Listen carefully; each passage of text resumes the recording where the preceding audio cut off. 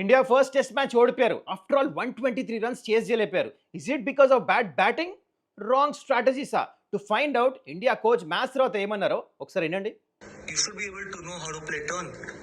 And this is what we asked for and this is what we got. I thought the curator was very supportive.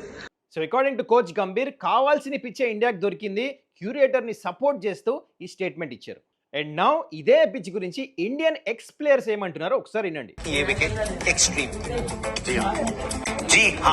So ఇన్నారు కదా పుజారా ఏమన్నాడో, this is extreme pitch, అంటే బ్యాటింగ్కి అనుకూలంగా లేదు.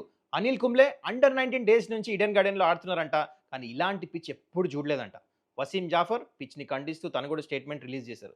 So ఇక్కడ point ఏంటంటే, ఇలాంటి పిచ్చెస్లో ఆడినప్పుడు ఈవెన్ దో ఇండియా దగ్గర 4 వరల్డ్ క్లాస్ స్పిన్నర్స్ ఉన్న తర్వాత కూడా అవతల పక్క 2 నార్మల్ స్పిన్నర్స్ ఉన్న మ్యాచ్ ఓడిపోతారు. ఇలాంటి పిచ్చెస్లో ఆడటం వల్ల లాటరీ టికెట్ లాగా ఎవరైనా మ్యాచ్ గెలవచ్చు.